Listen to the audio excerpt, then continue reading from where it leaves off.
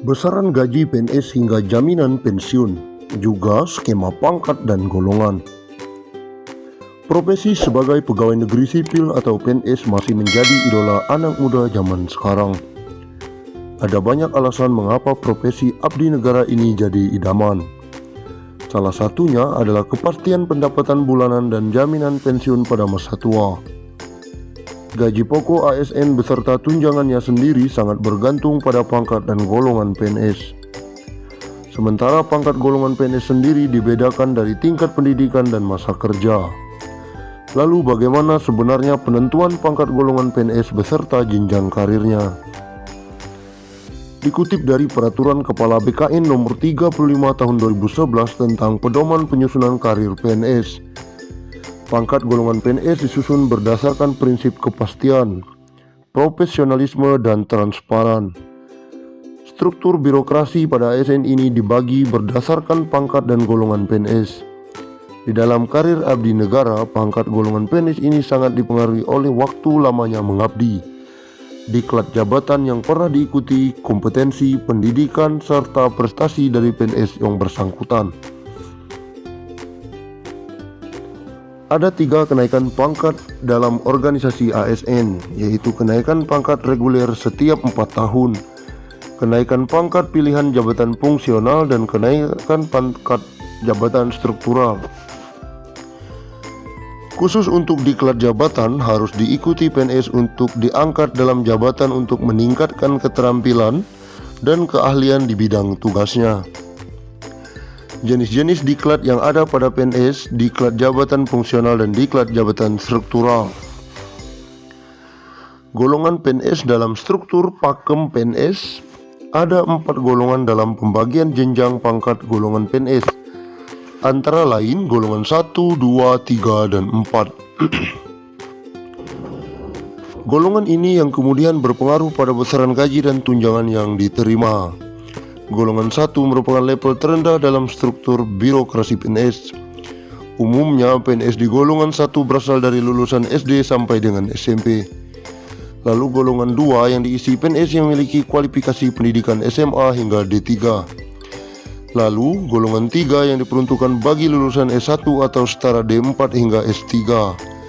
Terakhir yaitu golongan 4 yang merupakan puncak dari karir seorang PNS. Yang perlu dicatat, setiap golongan 1 sampai 3 memiliki masing-masing 4 jenjang. Misalnya dalam golongan 1 terdiri dari PNS golongan 1A, 1B, 1C, dan 1D. Begitu seterusnya pada golongan 2, golongan 2A, 2B, 2C, dan 2D. Lalu golongan 3A, 3B, 3C, dan 3D. Sementara khusus pada golongan 4 atau eselon, ada 5 jenjang karir yang perlu dilewati, yaitu terdiri dari 4A, 4B, 4C, 4D, dan 4E. Golongan ini memiliki keterkaitan erat dengan tingkatan pendidikan. Sebagai contoh, seorang yang baru meniti karir sebagai PNS dengan ijazah SMA, maka begitu diterima sebagai PNS akan masuk ke dalam golongan 2A. Setiap 4 tahun, PNS bersangkutan bisa mendapatkan kenaikan pangkat reguler bertahap menjadi 2B, 2C, dan 2D. PNS dengan pendidikan SMA ini bisa meniti karir hingga golongan 3. Dalam aturan ASN, PNS juga diperbolehkan mengambil sekolah kembali untuk mendapatkan ijazah lebih tinggi. Ijazah terakhir ini bisa diajukan untuk mendapatkan penyesuaian kenaikan pangkat, namun dengan sejumlah syarat tertentu dalam regulasi pangkat golongan PNS.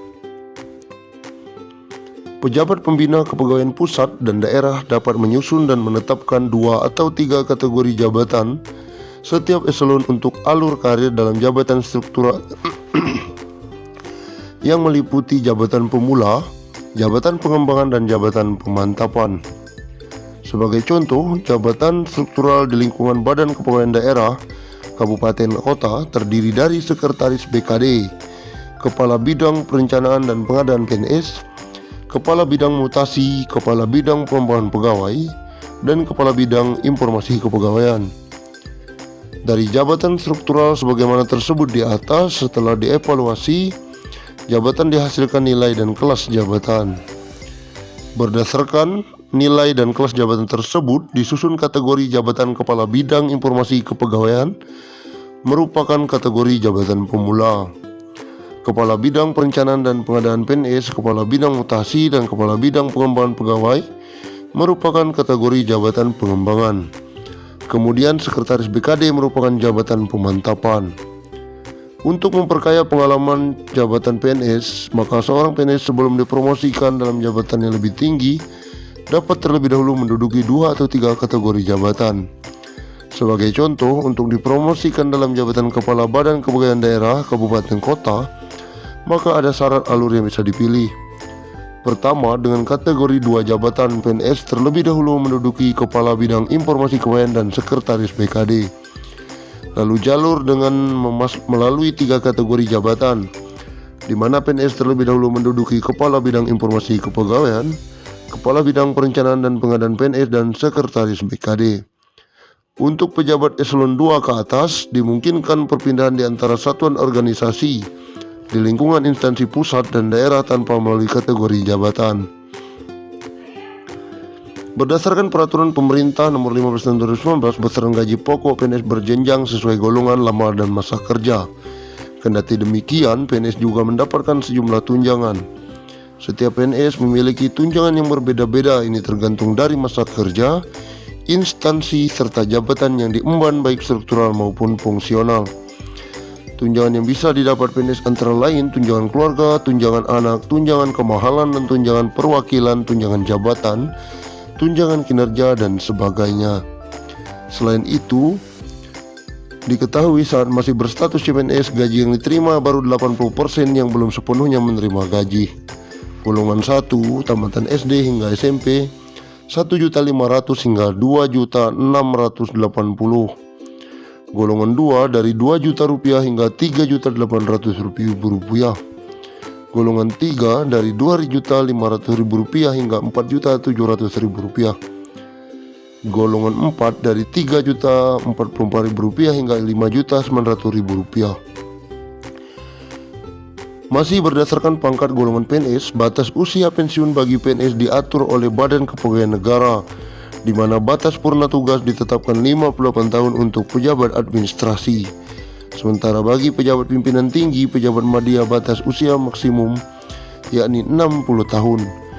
Berikut buktinya untuk PNS pemangku jabatan fungsional memiliki masa pensiun lebih panjang hingga 65 tahun.